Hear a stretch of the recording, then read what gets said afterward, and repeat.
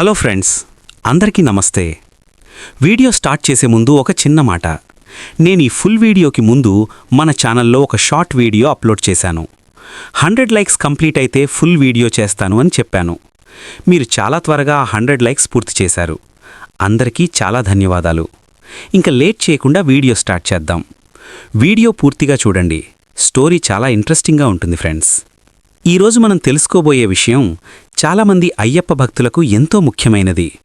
అదే అయ్యప్ప మాల ఎందుకు ధరిస్తారు, 41 రోజుల దీక్ష వెనక ఉన్న అసలు అర్థం ఏమిటి, ఈ సాంప్రదాయం ఎలా ప్రారంభమైంది అనే విషయాలను ఈ వీడియోలో పూర్తిగా తెలుసుకుందాం. ముందుగా అయ్యప్ప స్వామి జననం గురించి తెలుసుకుందాం. పురాణాల ప్రకారం అయ్యప్ప స్వామిని హరిహరపుత్రుడు అని పిలుస్తారు. అంటే పరమశివుడు మరియు మహావిష్ణువు కలయికగా జన్మించిన దేవుడు అని అర్థం. ఒకప్పుడు మహావిష్ణువు మోహిని రూపంలో అవతరించారు. ఆ సమయంలో శివుడు మరియు మోహిని కలయిక ద్వారా ఒక దివ్య శిశువు జన్మించాడు. ఆ శిశువే అయ్యప్ప స్వామి అని పురాణాలు చెబుతాయి. ఆ శిశువును తరువాత పాండలం రాజు అడవిలో కనుగొన్నారు. ఆ చిన్న బిడ్డ మెడలో ఒక బంగారు గంట ఉండేది. అందుకే ఆ రాజు అతనికి మణికంఠ అని పేరు పెట్టాడు. రాజు మరియు రాణి ఆ శిశువును తమ కుమారుడిగా పెంచుకున్నారు. మణికంఠ చిన్నప్పట్నుంచే అసాధారణమైన శక్తులు కలిగిన బాలుడిగా ఎదిగాడు. చదువు, యుద్ధ విద్యలు, ధైర్యం అన్నింటిలోనూ అతను అద్భుతంగా ఉండేవాడు. అందరూ అతన్ని ఎంతో ప్రేమించేవారు. ఆ సమయంలో మహిషి అనే రాక్షసి ప్రపంచాన్ని బాధపెడుతూ ఉండేది. ఆమెను ఎవ్వరూ జయించలేకపోయారు. పురాణాల ప్రకారం ఆమెను హరిహరపుత్రుడే సంహరించగలడని ఒక వరం ఉండేది. ఆ కారణంగా మణికంఠ పెద్దయ్యాక మహిషిని ఎదుర్కొని ఆమెను సంహరించాడు.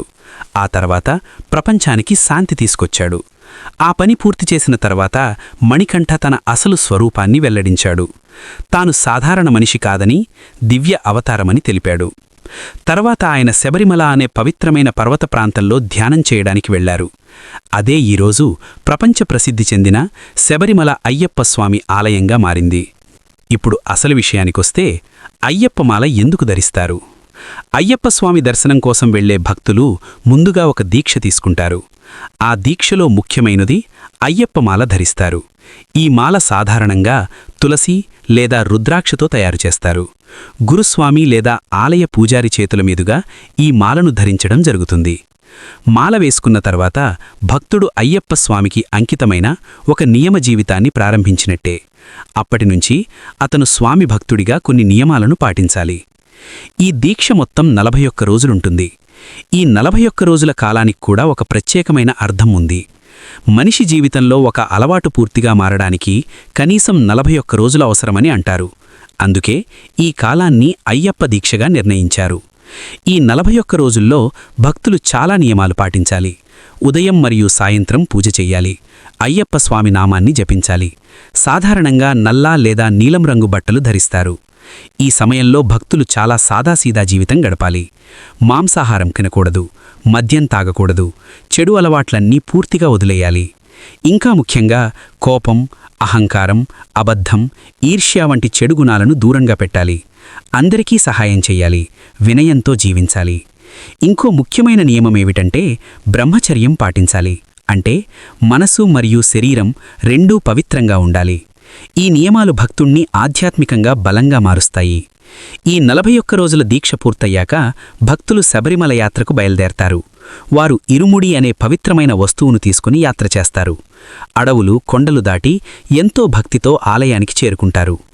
శబరిమల ఆలయంలో 18 పవిత్ర మెట్లుంటాయి. ఈ మెట్లు ఎక్కి స్వామిని దర్శించడం ప్రతి భక్తుడికి ఒక గొప్ప ఆధ్యాత్మిక అనుభూతిగా ఉంటుంది. ఈ మొత్తం యాత్రలో అయ్యప్పమాల ఒక ముఖ్యమైన గుర్తు. అది కేవలం ఒక అలంకారం కాదు, అది భక్తుడి నియమం, భక్తి, ఆధ్యాత్మిక ప్రయాణాన్ని సూచించే పవిత్రమైన చిహ్నం. అందుకే అయ్యప్ప భక్తులు ప్రతి సంవత్సరం ఈ మాలను ధరిస్తారు. ఈ దీక్ష ద్వారా వారు తమ జీవితంలో నియమం, శాంతి మరియు భక్తిని పెంచుకుంటారు.